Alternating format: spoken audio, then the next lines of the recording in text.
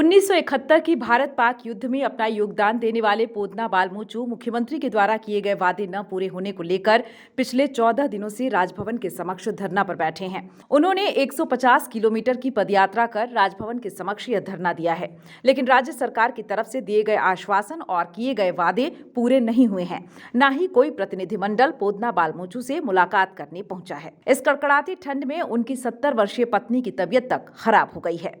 ये बातें नेता प्रतिपक्ष अमर कुमार बावरी ने कही। वे शनिवार को राजभवन के समक्ष चल रहे धरना प्रदर्शन में प्रदर्शनकारियों से मुलाकात करने पहुंचे थे। इस दौरान अमित मंडल और विधायक भानु प्रताप शाही भी मौजूद थे। बाबूलाल मरांडी के निर्देश पर पहुंचे नेता प्रतिपक्ष और विधायकों ने पंचायत सचिवालय स्वयंसेवक, झारखंड के दिव्यांगजन, भूतपूर्व सैनिक, जेटेट सफल सहायक अध्यापक और अन्य वर्गों के बीच जाकर उनकी मांगों को विस्तार से समझा और हर संभव मदद का भरोसा दिया।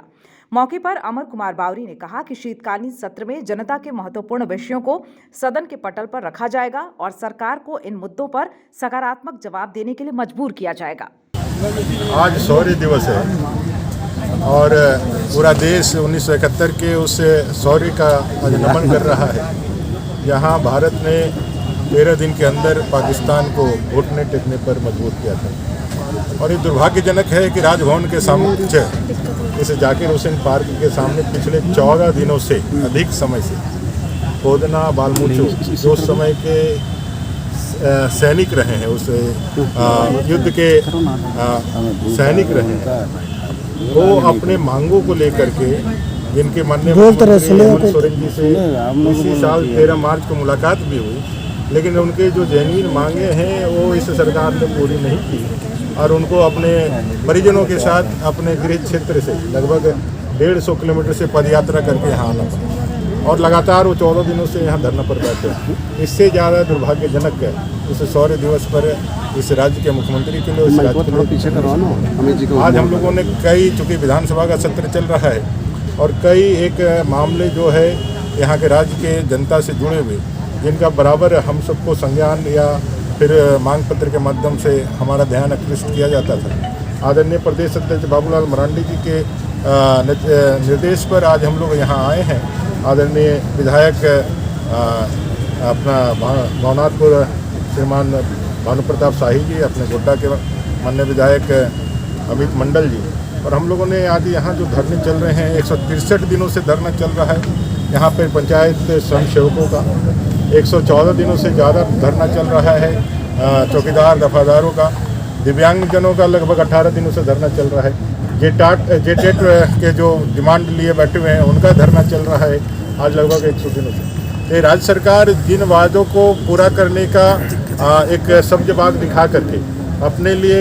जनमत तैयार किया, अपने लिए मतदाताओं को आकर्षित किया, जिनकी भावना जिनकी उम्मीदों को जगा करके 2019 में उन्होंने सरकार बनाई। आज जब सरकार अपने उत्तरार्ध पर है, जब ये सरकार अब 4 साल अपने पूरे करके अब अपने बाहिरगमन के रास्ता में देख रहे हैं, तो इन सब का जो है कहीं ना कहीं उम्मीद जो है टूट रहा है, कहीं ना कहीं इनके मन की जो आकांक्षाएं थी वो धूल दूसरित हो रही है। इसलिए सभी लोग आखिरी लड़ाई लड़ रहे हैं जो किसी तरह से राज्य सरकार पे दबाव बनाया जाए और इनकी उम्मीद है कि भाई हम लोग एक विपक्षी दल के रूप में इनकी बातों को सदन के अंदर मजबूती के साथ रखें। तो मैं इन तमाम लोगों को यह आश्वस्त करना चाहता हूं, अपने विधायक दल के सभी ऊर्जावान और अपने लड़ाकू तेवर वाले विधायकों के साथ हम इस राज्य सरकार को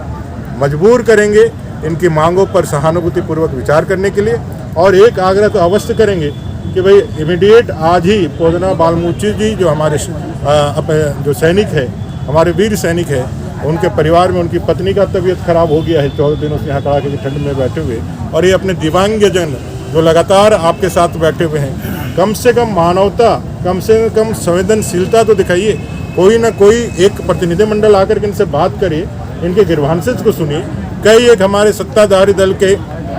जो माननीय विधायक है उन लोग आए हैं यहाँ पर, यहाँ आकर के फ़ोटो खिंचाए हैं, मिठाइयाँ खाई है, उन्होंने जो है अपना तो PR बढ़ाया है, लेकिन इन लोगों के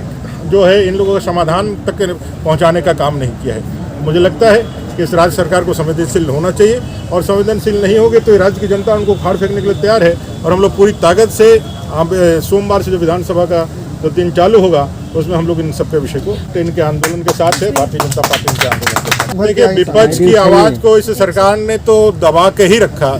इस सरकार ने उन तमाम आवाजों को जो उनके कानों में पारा की तरह चुभती थी, उससे बचने के लिए उन्होंने हमेशा प्रयास ही किया, और इसका नतीजा रहा कि आज झारखंड की सरकार अपने को कानूनी सिंगंजे में फंसा हुआ भी पा रही है। अगर उनको कोई रोकने टोकने वाला, कोई उनके जो कर्तव्य है उसको याद दिलाने वाला रहता तो आज सरकार इस स्थिति में नहीं रहती। लेकिन मैं इतना जरूर जानता हूँ कि इन लोगों को जिस तरह से सरकार ने ठगा तो सभी वर्गों को है, लेकिन इनको जिस तरह से ठगा है ये सभी लोग भी सचेत हैं, और सभी लोग चाहते हैं कि भाई अब राज्य सरकार जो है इनके लिए न्याय देने के लिए या अपने कर्तव्यों का पालन करने के लिए आगे आए। लेकिन मुझे नहीं लगता है कि सरकार में संवेदनशीलता बची है, नहीं तो पोदना बाल मुचू जी जैसे अपने सैनिक जो है इतने दिनों तक इस कड़ाके के ठंड में अपने हक अधिकार के लिए नहीं बैठे। न्यूज विंग के लिए रांची से मुस्कान की रिपोर्ट।